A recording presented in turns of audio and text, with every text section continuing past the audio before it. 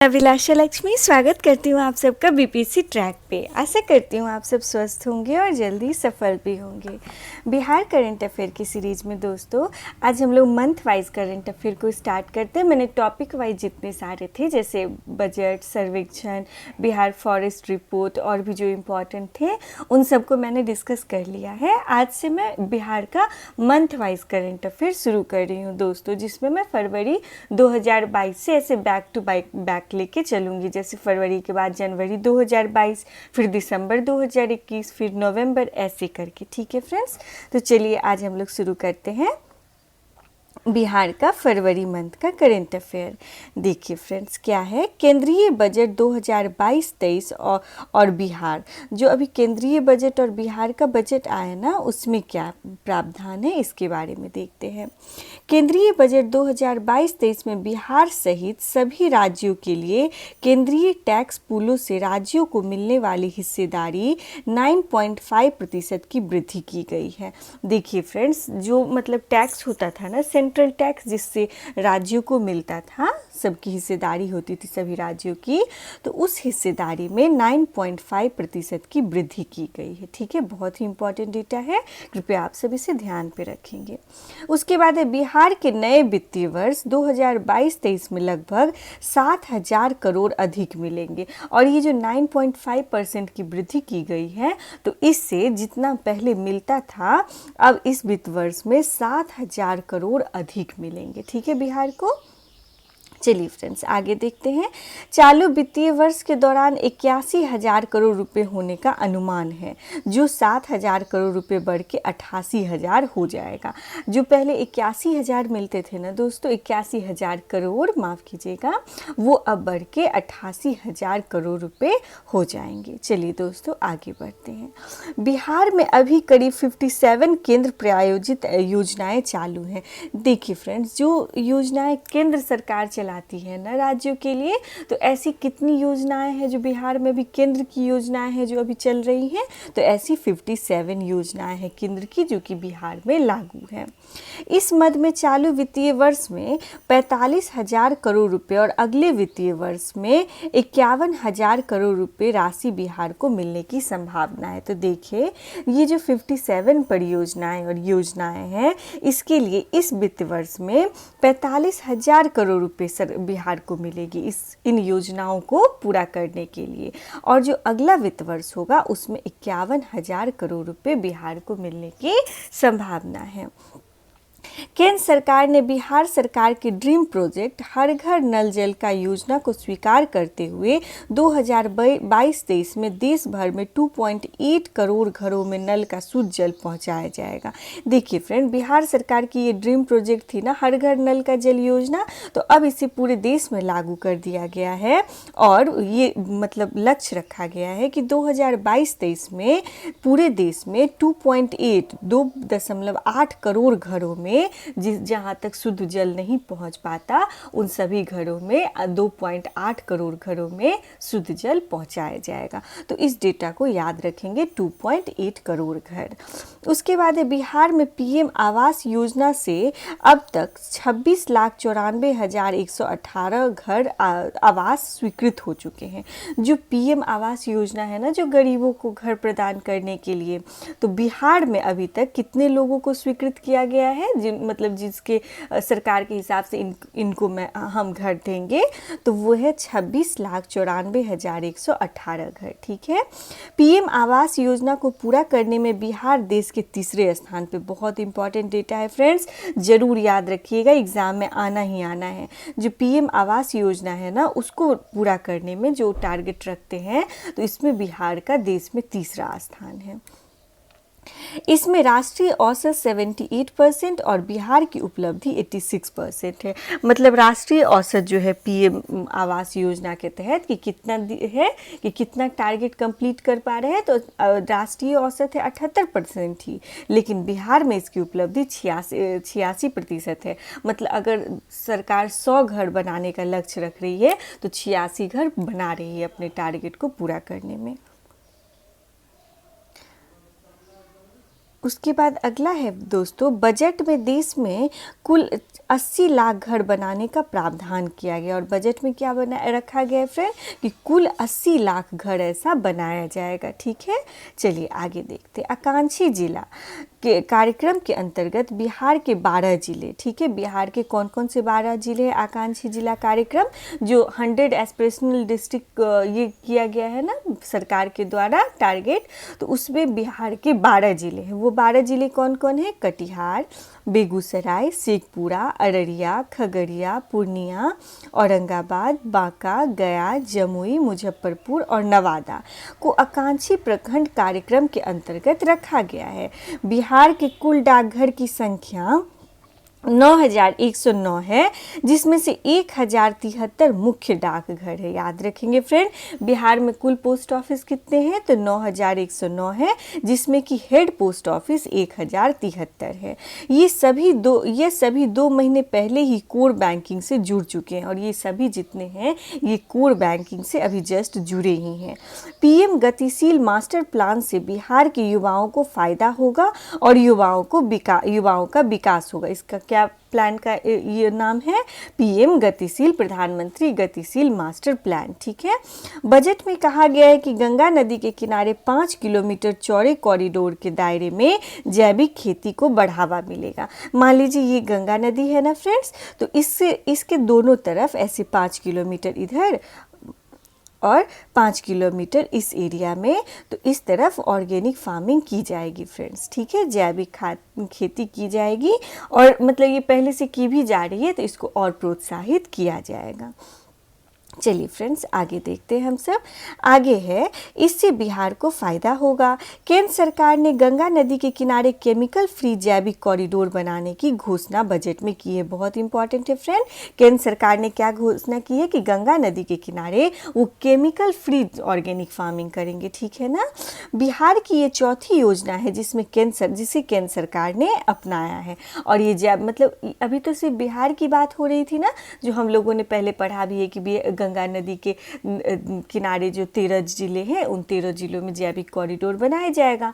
लेकिन ये वाली जो है ये मतलब योजना बिहार की, अब ये पूरे गंगा नदी, मतलब जितनी गंगा नदी है ना, जो वाराणसी सबसे, वेस्ट बंगाल सबसे ये करिए पास करिए फ्रेंड, उन सभी राज्यों के, उन सभी गंगा नदी के किनारे जितने जिले हैं उन सब में ऑर्गेनिक फार्मिंग की जाएगी, ऐसा केंद्र सरकार का घोषणा है। और ये बिहार का चौथा ऐसा योजना है जिसे सरकार ने, मतलब केंद्र सरकार ने अपनाया है। जैसे हर घर नल का जल है, स्वच्छ, उसके बाद है जल जीवन हरियाली अभियान, उसके बाद ये जैविक कॉरिडोर वाला है, और एक कोई और है फ्रेंड्स अभी मेरे ध्यान पे नहीं है। ठीक है, आप सब कृपया इसे देख लेंगे, लेकिन इस पॉइंट को याद रखेंगे कि यह चौथी बिहार की योजना है जिसे केंद्र सरकार ने अपनाया है।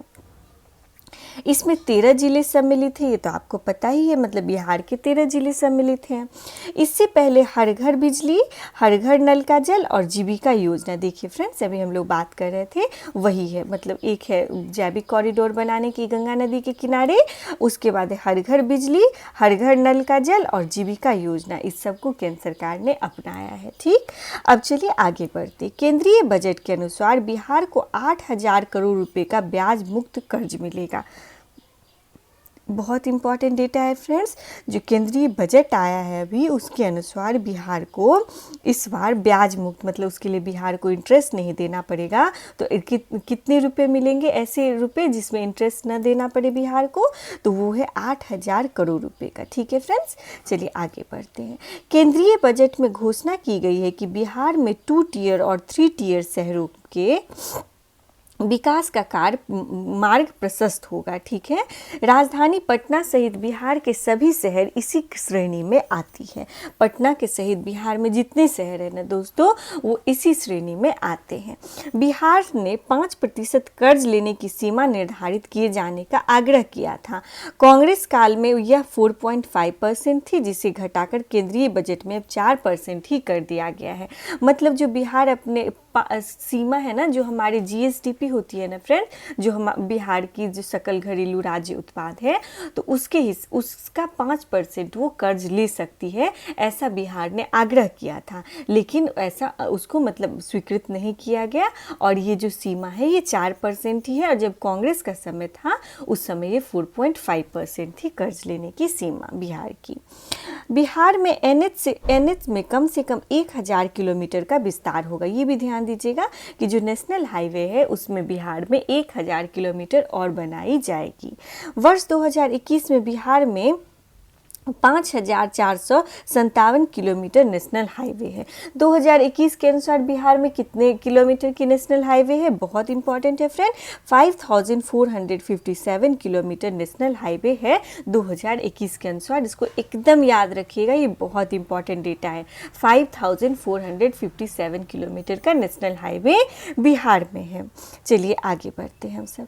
अब है केंद्रीय बजट 2022-23 में रेलवे और बिहार। तो क्या है, वित्त मंत्री सीतारमन जी ने, जो निर्मला सीतारमन है केंद्रीय वित्त मंत्री, ने अगले 3 वर्ष में 400 वंदे भारत ट्रेनों को विकास और निर्माण किए जाने की घोषणा की है। आपने वंदे भारत ट्रेन के बारे में सुना ही होगा। तो निर्मला सीतारमन जी ने घोषणा की है कि अगले 3 वर्ष में, कितने वर्ष में दोस्तों, अगले 3 वर्ष में 400 वंदे भारत ट्रेन की विकास की जाएगी और इसका निर्माण किया जाएगा। वंदे भारत ट्रेन पटना को भी मिलने की संभावना है। ठीक है, पटना को भी वंदे भारत ट्रेन मिलेगी। पटना से लखनऊ तक वंदे भारत ट्रेन चलाने की योजना है। ये याद रखिएगा फ्रेंड्स, कहाँ से कहाँ तक की योजना है, तो पटना से लखनऊ तक चलाने की योजना है। बिहार में कार्गो टर्मिनल, मेट्रो का काम आदि गति में आने की संभावना है। पटना को 2 वंदे भारत ट्रेन दी गई है। ठीक है फ्रेंड्स, कितनी ट्रेनें दी गई है पटना को, 2 वंदे भारत ट्रेन दी गई है। बिहार में डेडिकेटेड फ्रेट कॉरिडोर के विस्तार के लिए भी राशि मिली है। मोकामा में राजेंद्र नगर सेतु के समानांतर रेल सह सड़क ब्रिज के लिए राशि प्रदान की गई है। कहाँ पे फ्रेंड, मोकामा में जो राजेंद्र सेतु है ना, राजेंद्र सेतु के पैरेलल ही एक रेल सा, मतलब जहाँ पे ऊपर ट्रेन और नीचे रोड या ऊपर रोड नीचे ट्रेन चलती है ना फ्रेंड, उस तरह की पुल भी बनाई जाएगी। इसके लिए भी राशि प्रदान कर दी गई बिहार को। उसके बाद पूर्व मध्य रेलवे आप समझ रहे होंगे, जिसका हेडक्वार्टर हाजीपुर में है, का इस वर्ष 6549 करोड़ रुपए राशि मिला। इस बार पूर्व मध्य रेलवे को कितनी राशि मिली है, तो 6549 करोड़ रुपए की राशि पूर्व मध्य रेलवे को मिली है। चलिए फ्रेंड्स आगे देखते हैं। अंजनी कुमार सिंह को बिहार म्यूजियम का महानिदेशक बनाया गया। इनका नाम याद रखिएगा, अंजनी कुमार सिंह को बिहार म्यूजियम का महानिदेशक बनाया गया है। उसके बाद है फ्रेंड्स, महावीर मंदिर न्यास द्वारा केसरिया के पास निर्माणाधीन विराट रामायण मंदिर 2050 वर्ष से ज़्यादा आयु का होगा। ठीक है, विराट रामायण मंदिर की ऊंचाई 270 फुट, लंबाई 1080 फीट और चौड़ाई 540 फीट होगी। विराट रामायण मंदिर 100 एकड़ में फैला है। सीता माता का विश्व का ये सबसे बड़ा मंदिर है। याद रखिएगा फ्रेंड, विराट रामायण मंदिर जो है ये माँ सीता का सबसे बड़ा मंदिर है पूरे विश्व में। ठीक है, चलिए आगे देखते हैं। बिहार के 6 खिलाड़ी, बिहार के कितने खिलाड़ी दोस्तों, 6 खिलाड़ी। इनका क्या नाम है, प्रत्युष सिंह, विपुल कृष्णा, लखन राजा, अनुनय नारायण सिंह, अनुज राज, अभिजीत साकेत का चयन आईपीएल के लिए नीलामी के लिए किया गया। ठीक है फ्रेंड, जो इंडियन प्रीमियर लीग है उसमें नीलामी के लिए इन 6 खिलाड़ियों का चयन किया गया था।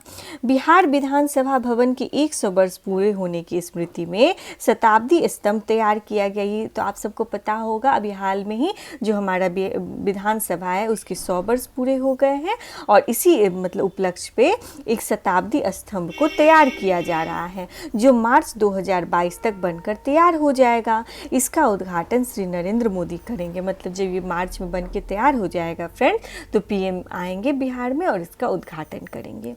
उसके बाद देखिए, केंद्रीय आर्थिक समीक्षा रिपोर्ट 2021-22 के अनुसार बिहार में वार्षिक प्रति व्यक्ति आय में 1221 रुपये की वृद्धि हुई है।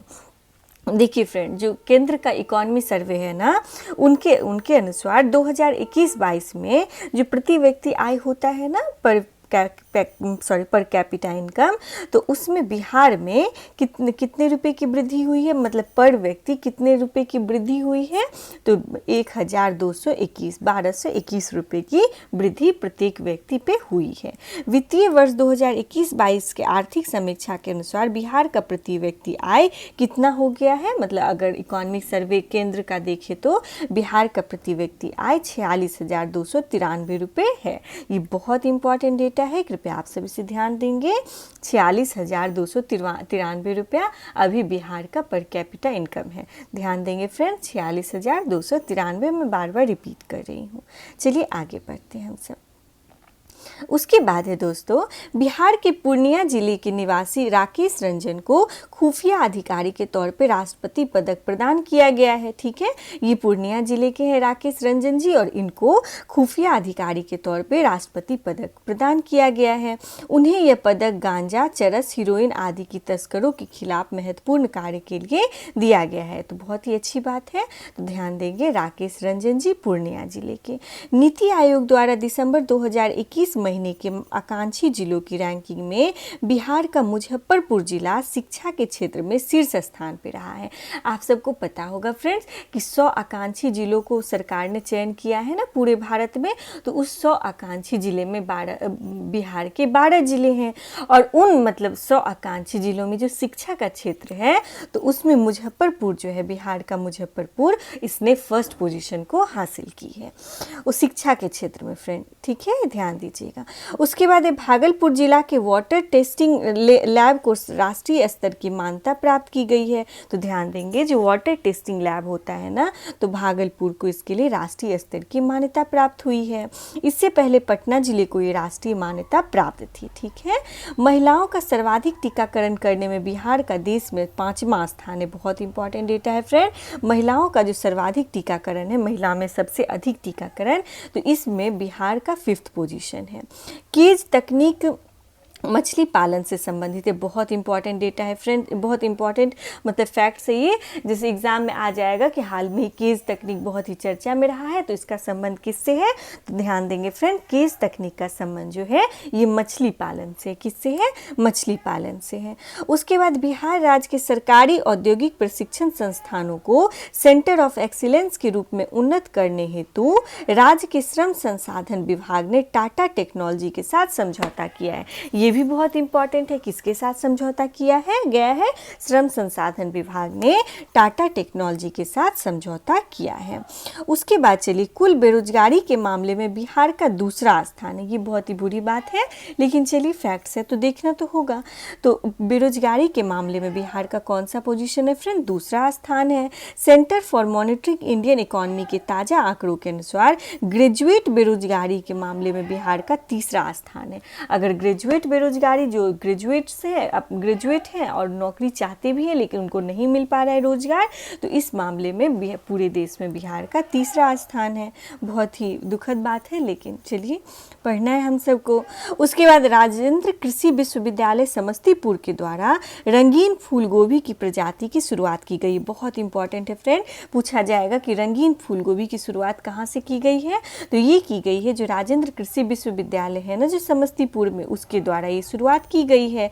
रंगीन फूल गोभी विटामिन और औषधीय गुणों से युक्त है। ठीक है, उसके बाद चलिए आते हैं बिहार की चौथी कृषि रोड मैप, जो 2022 से 27 के अंतर्गत मौसम अनुकूल खेती, जैविक खेती और जल जीवन हरियाली अभियान पर विशेष ध्यान दिया जाएगा।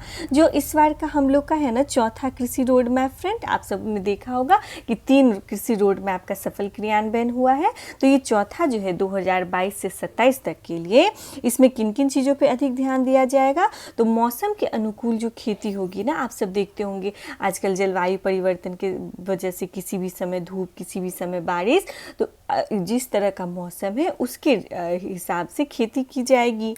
जैविक खेती पे ध्यान दिया जाएगा और जल जीवन हरियाली अभियान पे भी विशेष ध्यान दिया जाएगा।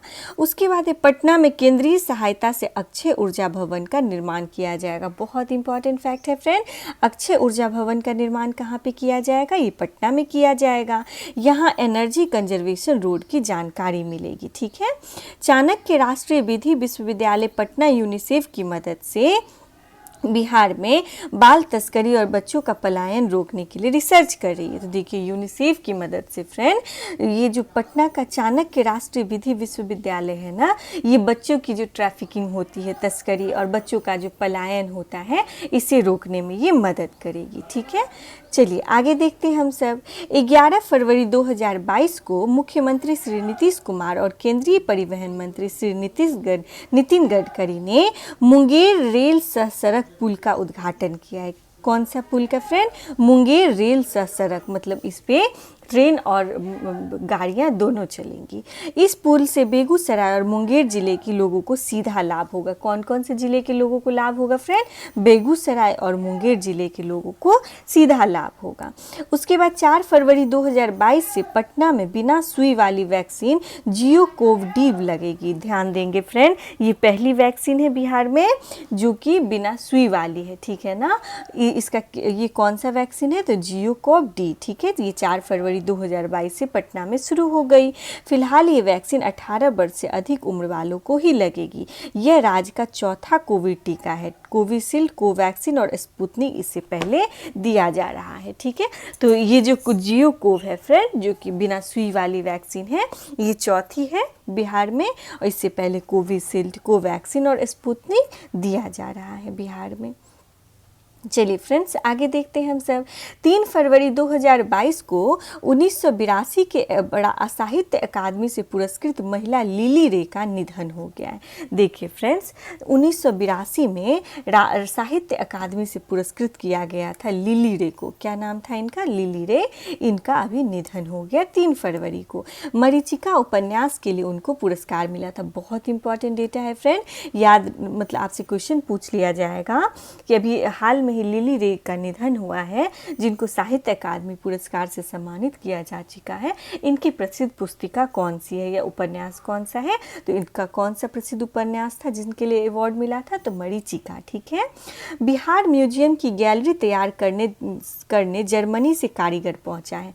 गैलरी को मार्च में खोलने का पूर्ण प्रयास किया जा रहा है। देखिए फ्रेंड, बिहार म्यूजियम में गैलरी तैयार किया जा रहा है जिसमें जर्मनी के कारीगर आके अपना योगदान दे रहे हैं, और मार्च तक इस गैलरी को खोलने की पूर्ण तैयारी की जा रही है। देश का सबसे बड़ा फूड पार्क मुजफ्फरपुर के मोतीपुर में बनेगा। देश का सबसे बड़ा फूड पार्क कहाँ पे बन रहा है फ्रेंड्स? तो मुजफ्फरपुर के मोतीपुर में देश का सबसे बड़ा, मतलब मोतीपुर नहीं भी याद रखेंगे तो बस ये याद रखिए कि मुजफ्फरपुर में देश का सबसे बड़ा फूड पार्क बनाया जा रहा है। उसके बाद है बेगूसराय के बरौनी में पेप्सी का बॉटलिंग प्लांट 1 साल में लगभग बन के तैयार है। 537 करोड़ की लागत से ये प्लांट बना है। ध्यान देंगे फ्रेंड, बरौनी में पेप्सी का बॉटलिंग प्लांट 1 ही साल में बना के तैयार कर लिया गया और इसमें 537 करोड़ की लागत लगी है। उसके बाद पटना शहर का पहला कंटेनर बकरी बाजार container PSS power sub station 4 फरवरी को लागू हो जाएगा। उसके बाद है फ्रेंड, बिहार इंडस्ट्रीज एसोसिएशन द्वारा संचालित वेंचर पार्क राज्य की पहली ऐसी संस्था बन गई है जिसे केंद्र सरकार द्वारा 3 करोड़ रुपए का स्टार्टअप इंडिया सीड फंड प्राप्त हुआ है। याद रखेंगे कौन है फ्रेंड? बिहार इंडस्ट्रीज एसोसिएशन द्वारा संचालित है ये वेंचर पार्क। ठीक है, और ये ऐसी पहली संस्था बन गई है जिसको केंद्र सरकार ने स्टार्टअप इंडिया सीड फंड के लिए 3 करोड़ रुपया दिया है। उसके बाद चलिए आगे देखते हैं। देश का सबसे बड़ा अस्पताल पटना का PMCH होगा। ठीक है फ्रेंड, ये देश का सबसे बड़ा अस्पताल होगा PMCH। 5,542 करोड़ की लागत से 45.5 एकड़ में ये तैयार किया जाएगा। ठीक है फ्रेंड, याद रखेंगे, लागत याद रखेंगे 5,542 करोड़ और कितने एकड़ में? तो 45.5 एकड़ में ये PMCH तैयार किया जाएगा। यह विश्व का दूसरा सबसे बड़ा अस्पताल होगा। ठीक है फ्रेंड, ये विश्व का दूसरा सबसे बड़ा अस्पताल होगा। यह विश्व का दूसरा सबसे बड़ा अस्पताल होगा और PMCH की बेड क्षमता जो है वो 5,462 होगी। कितनी होगी फ्रेंड? 5,462 होगी। तो ये ध्यान देने की बात है। कि बेड क्षमता जो है पीएमसीएच में ये 5,462 होगी। इसकी लागत लगेगी 5542 करोड़ रुपए और कितने एकड़ में बनाया जाएगा, तो 45.5 एकड़ में ये बनाया जाएगा। ये देश का सबसे बड़ा अस्पताल होगा और विश्व का दूसरा सबसे बड़ा अस्पताल होगा। उसके बाद अगला क्वेश्चन, अगला देखते हैं फ्रेंड, असम से वाया बांग्लादेश जुड़ा पटना। पटना के पूर्वी राज्यों से जोड़ने वाला एक नया जलमार्ग मिल गया है। ठीक है, जो पूर्व के राज्य है ना, जैसे ये आसाम, गुवाहाटी, आसाम, मणिपुर, मेघालय, ये सब, तो पटना से ये सब जुड़ेंगे एक नया जलमार्ग के थ्रू। किसके थ्रू? एक नए जलमार्ग के थ्रू। ये जलमार्ग पटना से कोलकाता बंदरगाह होते हुए असम तक है। ये कहाँ से कहाँ तक है? तो ये जलमार्ग जो है पटना से कोलकाता होते हुए असम तक जाएगी। 5 फरवरी 2022 को पटना से 200 टन चावल लेके मालवाहक जहाज कार्गो आसाम के पांडु गुवाहाटी के लिए रवाना हुआ। कितना चावल लेके? तो 200 टन चावल लेके एक कार्गो जो है वो पटना से आसाम के पांडु तक के लिए रवाना हुआ है। केंद्रीय जहाज रानी मंत्री सर्बानंद सोनोवाल ने गाय घाट से इसे हरी झंडी दिखाई है।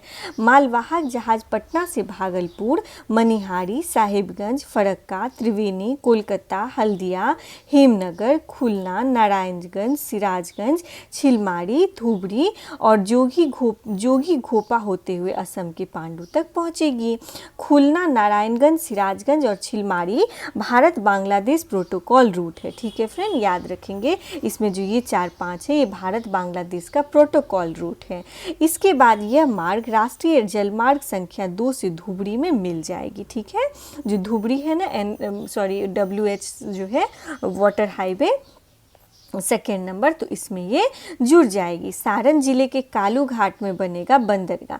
देखिए फ्रेंड, सारण में कालू घाट जो है वहाँ पे एक पोर्ट बनाया जाएगा, बंदरगाह बनाया जाएगा।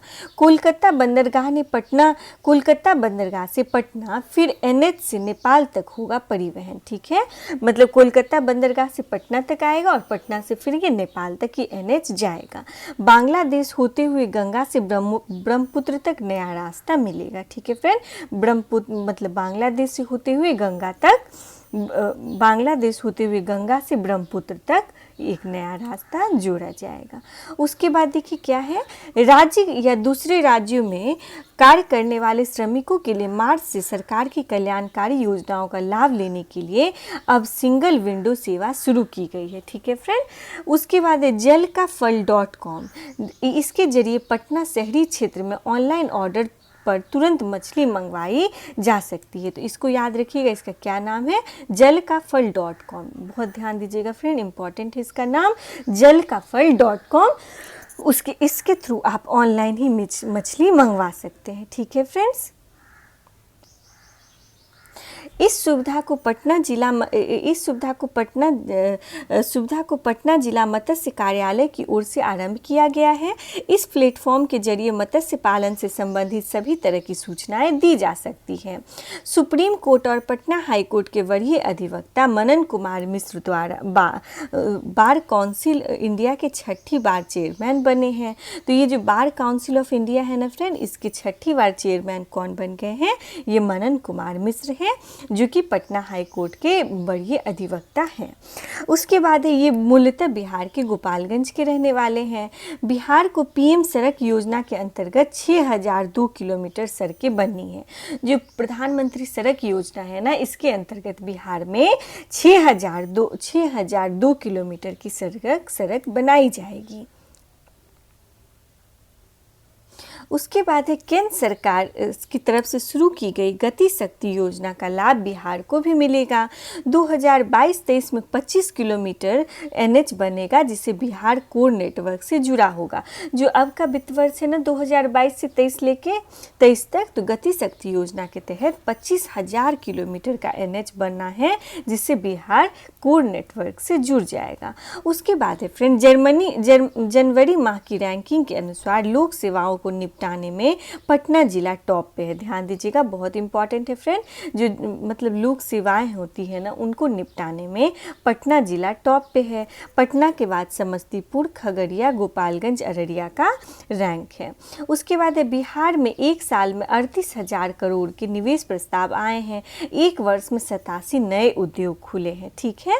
उसके बाद है देश का दूसरा और बिहार का पहला वानिकी कॉलेज मुंगेर में इस वर्ष बन जाएगा। देखिए, देश का दूसरा वानिकी कॉलेज है और बिहार का पहला है, जो कि कहाँ बन रहा है? मुंगेर में बन रहा है। बहुत इंपॉर्टेंट डेटा है फ्रेंड्स, ध्यान देंगे।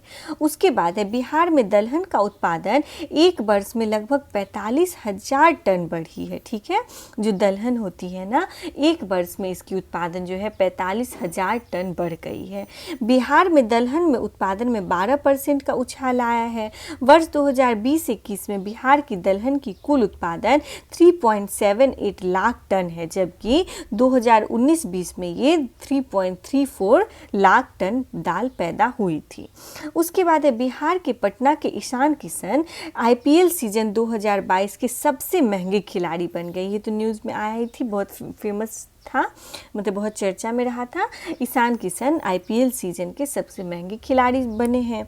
12 फरवरी 2022 को हुए नीलामी में IPL में रिकॉर्ड 15.25 करोड़ रुपए में ईशान को मुंबई इंडियंस के लिए खरीदा गया है। IPL के इतिहास में युवराज सिंह के बाद दूसरे सबसे महंगे खिलाड़ी हैं। ठीक है फ्रेंड्स। उसके बाद देखिए, 15 फरवरी 2022 को मुख्यमंत्री श्री नीतीश कुमार ने अन्य मार्ग से वीडियो कॉन्फ्रेंसिंग के माध्यम से मुंगेर के तारापुर में अमर शहीदों की मूर्ति का अनावरण, शहीद पार्क और पुराने थाने परिसर में पार्क विकास कार्य का लोकार्पण किया है। ज्ञातव्य है कि 15 फरवरी 1932 को मदन गोपाल सिंह ने लाठीचार्ज के बीच अपनी जेब में रखे झंडे को तारापुर थाने पर फहराया था और वहां लोग नारा लगाने लगे, झंडा ऊंचा रहे हमारा।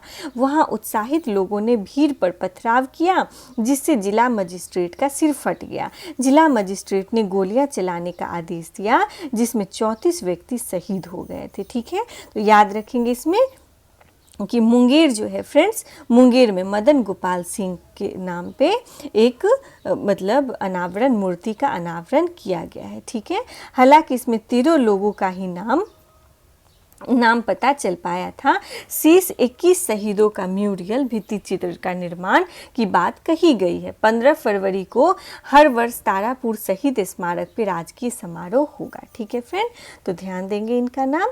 उसके बाद राज्य के गाँव में 15 अप्रैल 2022 को सोलर स्ट्रीट लगाने का कार्य आरंभ होगा। 15 अप्रैल से क्या होगा फ्रेंड? गाँव में सोलर स्ट्रीट लगाने की कार्य शुरू कर दी जाएगी। मुख्यमंत्री ने इसकी घोषणा की है। प्रथम चरण में सभी जिलों में एक एक पंचायत में शुरुआत होगी। गांवों के रास्ते और महत्वपूर्ण स्थान पे सोलर लाइट से रोशन होंगे। राज्य में सोलर लाइट का निर्माण से रोजगार के अवसर भी बढ़ेंगे।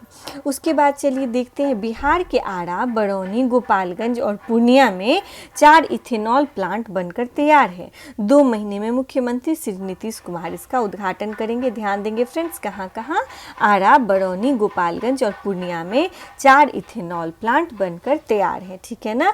और कुछ समय में मुख्यमंत्री जी इसका उद्घाटन भी करेंगे।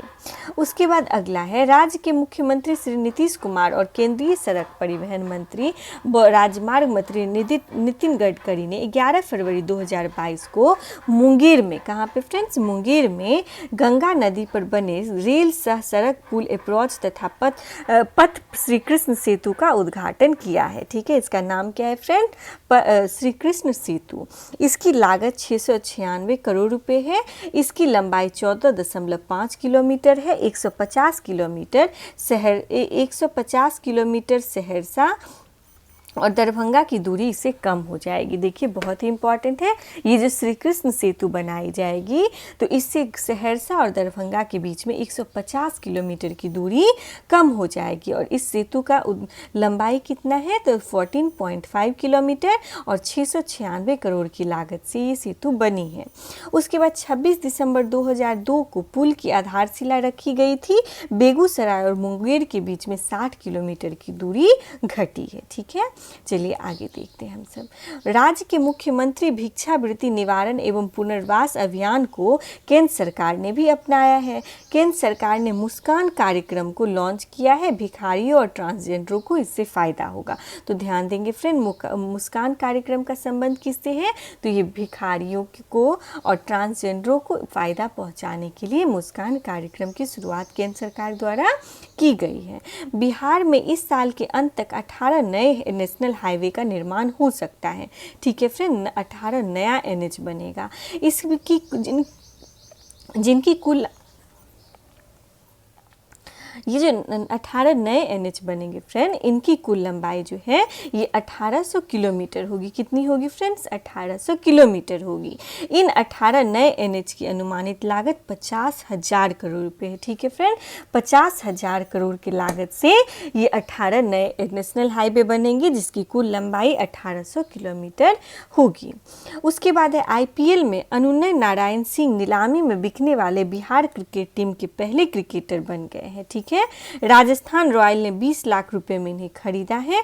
अनुनय बिहार के हाजीपुर के निवासी हैं। तो ध्यान दीजिएगा, अनुनय नारायण सिंह जो है ये हाजीपुर के निवासी हैं। उसके बाद है फ्रेंड 16 फरवरी 2022 को मुख्यमंत्री श्री नीतीश कुमार ने राजगीर में 480 एकड़ क्षेत्र में 176 करोड़ से निर्मित जू नेचर सफारी का उद्घाटन किया है। बहुत इंपॉर्टेंट है फ्रेंड, ध्यान दीजिएगा। श्री नीतीश कुमार जी ने उद्घाटन किया है। कहाँ पे? राजगीर में। क्या है? जू नेचर सफारी है।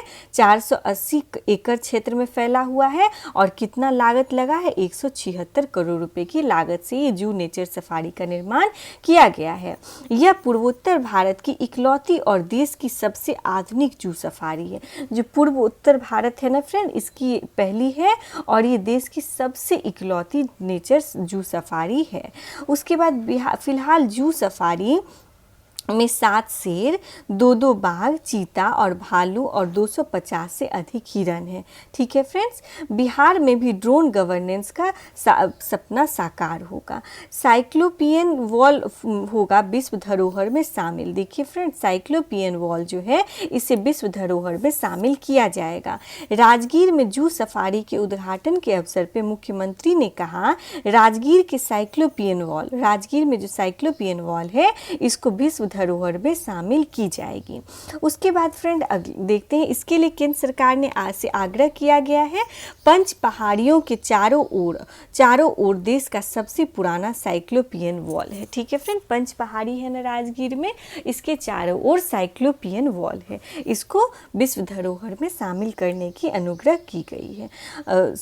की गई है सॉरी। उसके बाद है फ्रेंड्स बिहार विधानमंडल प्रबोधन कार्यक्रम का उद्घाटन। देखिए क्या है, 17 फरवरी 2022 को लोकसभा अध्यक्ष ओम बिरला ने विधानमंडल सदस्यों के लिए आयोजित प्रबोधन कार्यक्रम का उद्घाटन किया। इसका आयोजन विधानसभा के शताब्दी समारोह के अंतर्गत किया गया है। गोवा से अधिक विदेशी पर्यटक बिहार में। देखिए फ्रेंड, केंद्रीय पर्यटन मंत्रालय के अद्यतन रिपोर्ट के अनुसार गोवा से अधिक विदेशी पर्यटक बिहार आ रहे हैं। बहुत ही अच्छी न्यूज़ है। रिपोर्ट के अनुसार विदेशी पर्यटकों को आने वाले राज्यों में बिहार देश के शीर्ष 10 राज्यों में शामिल हो गया है। मतलब जो विदेशी पर्यटक आते हैं कितने ज़्यादा, तो इसमें टॉप 10 राज्य में बिहार भी शामिल हो गया है। बिहार में विदेशी पर्यटकों के आने का अनुपात 4.3% है। उसके बाद शीर्ष 10 राज्यों में बिहार 9वें स्थान पे है और गोवा 10वें स्थान पे है। तो ये याद रखिएगा कि विदेशी पर्यटक आने के रैंकिंग में पूरे देश में बिहार का 9वां स्थान है। बिहार में वर्ष 2020 में कुल इतने 3,08,080 विदेशी पर्यटक आए। ठीक है फ्रेंड, चलिए बिहार की पहली बुलेट ट्रेन राजधानी पटना में नहीं गया सासाराम से गुजरेगी। देखिए फ्रेंड, ये बहुत ही इंपॉर्टेंट है। बिहार की जो पहली बुलेट ट्रेन होगी ये कहाँ से गुजरेगी? तो गया सासाराम वाले रूट से ये गुजरेगी। वाराणसी हावड़ा के बीच बिहार झारखंड होके प्रस्तावित बुलेट ट्रेन के लिए हाई स्पीड रेलवे ट्रैक बिछाने और उस पर बुलेट ट्रेन चलाने की तैयारी आरंभ हो गई है। पूर्व मध्य रेल मुख्यालय में भी रेल मंत्रालय ने इस संदर्भ में पत्र आ गया है। उसके बाद चलिए देखते हैं फ्रेंड्स, बिहार के शकीबुल गनी ने क्रिकेट में बनाया विश्व रिकॉर्ड। बहुत ही इंपॉर्टेंट है, बिहार के हैं शकीबुल गनी, इन्होंने क्रिकेट में विश्व रिकॉर्ड बनाया है। 18 फरवरी 2022 को पूर्वी चंपारण जिले के मोतिहारी के युवा क्रिकेटर शकीबुल गनी ने अपने पहले ही प्रथम श्रेणी क्रिकेट मैच में 13 शतक जड़ के विश्व रिकॉर्ड बना लिया। इन्होंने 300 रन बनाकर विश्व रिकॉर्ड बना लिया है शकीबुल गनी, जो कि मोतिहारी के रहने वाले हैं। पूर्वी चंपारण में कोलकाता में मिजोरम के खिलाफ रणजी ट्रॉफी के मुकाबले में शकीबुल ने 341 रनों की ऐतिहासिक पारी खेली है। विश्व के किसी भी बल्लेबाज का प्रथम श्रेणी क्रिकेट मैच के पहले मैच में सबसे बड़ा निजी स्कोर है। गनी ने 341 रनों की यह पारी 405 गेंद में 50 चौकों 20 छक्कों की मदद से खेली है। शकीबुल गनी बिहार से रणजी क्रिकेट खेलते हैं। ठीक है, चलिए आगे देखते हैं फ्रेंड्स। उसके बाद राज्यसभा के उपसभापति हरिवंश ने 18 फरवरी 2022 को बिहार विधान परिषद के सभागार में बिहार विधान परिषद में मुख्यमंत्री श्री नीतीश कुमार के भाषणों का संग्रह पुस्तक विमोचन किया। उसके बाद बिहार में 24 घंटे बिजली सुनिश्चित करने के लिए 20 किलोमीटर पे एक बिजली फीडर होगा। तो याद रखिएगा, हर 20 किलोमीटर पे एक बिजली फीडर बनाया जाएगा बिहार में, ताकि 24 घंटे बिजली मिल सके। पटना जिले में बिहार की पहली आवासीय स्पोर्ट्स एकेडमी खुलेगी। ये याद रखिएगा, पटना जिले में खुलेगी बिहार की पहली आवासीय स्पोर्ट्स एकेडमी। पटना के नेवरा में एक परिसर में सभी मुख्य खेलों का प्रशिक्षण राष्ट्रीय और अंतर्राष्ट्रीय स्तर के नामचीन खिलाड़ी देंगे। उसके बाद है फ्रेंड्स, सीतामढ़ी में सीता माता की विश्व की सबसे ऊंची प्रतिमा बनेगी। 400 करोड़ के इस प्रोजेक्ट के लिए लगभग 10 एकड़ जमीन की आवश्यकता होगी। 251 मीटर ऊंची मूर्ति की परिधि में माता सीता के बाल्यकाल से संबंधित स्वयंवर सहित सभी महत्वपूर्ण जीवन वृत्त को 108 मूर्तियों के सहारे सजाने की कोशिश होगी। उसके बाद डॉक्टर एस सिद्धार्थ, जो कि मुख्यमंत्री श्री नीतीश कुमार का प्रधान सचिव बनाया गया है, तो याद रखिएगा इनका नाम एस सिद्धार्थ जो है ये नीतीश कुमार के प्रधान सचिव बनाए गए हैं। उसके बाद है राज्य में वर्तमान तृतीय कृषि रोड मैप जो है, जो 2017 से 2022 तक था, वो 31 मार्च 2022 के लिए लागू था, जिसे 31 मार्च तक 2023 तक के लिए बढ़ा दिया गया। इसे 1 साल के लिए और बढ़ा दिया गया है फ्रेंड्स। उसके बाद है मैथिली के लिए वर्ष 2021 का साहित्य अकादमी पुरस्कार मधुबनी के बेरमा गांव के रहने वाले जगदीश प्रसाद मंगल को उपन्यास पंगु के लिए दिया गया है। पेशे से ये किसान है। देखिए फ्रेंड, जो साहित्य अकादमी पुरस्कार होता है ना, वो मैथिली के लिए मधुबनी के रहने वाले हैं जगदीश प्रसाद मंगल, उनके उपन्यास पंगु के लिए उनको दिया गया है। उसके बाद है मुजफ्फरपुर और पूर्णिया में खादी मॉल बनेंगे। ठीक है फ्रेंड, याद रखिएगा, मुजफ्फरपुर और पूर्णिया में खादी मॉल बनाए जाएंगे। बिहार राज्य का पहला पेपरलेस कलेक्ट्रेट सहरसा बना है। बहुत ही अच्छी बात है और बहुत इंपॉर्टेंट है कि पहला कलेक्ट्रेट जो है पेपरलेस कलेक्ट्रेट बिहार का, वो सहरसा बन गया है। उसके बाद ऑफिस प्रणाली लागू होने के लिए कलेक्ट्रेट से जुड़े सभी कार्य ऑनलाइन होंगे। राज्य का दूसरा पेपरलेस कलेक्ट्रेट दरभंगा होगा। बहुत ही इंपॉर्टेंट है, पहला सहरसा होगा पेपरलेस कलेक्ट्रेट और दूसरा कौन सा होगा, दरभंगा। मार्च 2023 तक सभी कलेक्ट्रेट और वर्ष 2024 तक सभी प्रखंड पेपरलेस बनाने का लक्ष्य रखा गया है। उसके बाद है बिहार में पहली बार 20 फरवरी 2021 को बक्सर जिले के चौसा प्रखंड के गोसाईपुर गांव के खेतों में लगी फसल ड्रोन से इफ्को नैनो यूरिया का छिड़काव किया गया। बहुत इंपॉर्टेंट है फ्रेंड, याद रखेंगे, इतना नाम नहीं याद रखना है, बस याद रखना है बक्सर जिले में ड्रोन से इफ्को ने यूरिया का छिड़काव किया है बक्सर जिले में। उसके बाद है मैथिली बत्तख बिहार की पहचान बन गई है। उत्तर बिहार में पाए जाने वाले मैथिली बत्तख को national bureau animal genetic resources Karnal में दर्ज किया गया है। ठीक है फ्रेंड, तो मैथिली बत्तख का नाम याद रखिएगा। बिहार के पहले 6 लेन नेशनल हाईवे का निर्माण कार्य इस वर्ष पूरे होने की उम्मीद है। इसका नाम जीटी रोड NH2 4 लेन है। इसका नाम याद रखिएगा फ्रेंड, जीटी रोड NH2 4 लेन, ये 6 लेन का रोड है। वाराणसी और औरंगाबाद तक 192 किलोमीटर लंबी इस 6 लेन NH का निर्माण कार्य पूरा हो जाएगा। कहाँ से कहाँ तक फ्रेंड? वाराणसी से औरंगाबाद तक। उसके बाद हाल ही में बिहार के जमुई में स्वर्ण भंडार मिला है। उसके बाद गया से 20 वर्ष पहले चोरी हुई और विलोकितेश्वर की 1000 वर्ष पुरानी मूर्ति इटली से लाई गई। गया जिला के वजीरगंज प्रखंड के कुकरी प्रहार के पास स्थित स्थान कुंडलपुर में स्थापित अवलोकितेश्वर पद्ममणि की मूर्ति चोरी हुई थी। प्रधानमंत्री मोदी ने 27 फरवरी 2022 को मन की बात में इसकी चर्चा की थी। प्रधानमंत्री ने कहा कि यह मूर्ति जहां से चुराई गई वहीं पे स्थापित की जाएगी। ठीक है, तो इनका संबंध किससे है फ्रेंड?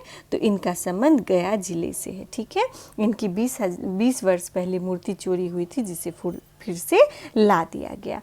तो आज हम लोग यहीं तक रहने देते हैं दोस्तों, फरवरी मंथ के करंट अफेयर तक, बिहार के करंट अफेयर तक। कल मिलते हैं हम लोग जनवरी 2022 के करंट अफेयर के साथ। धन्यवाद।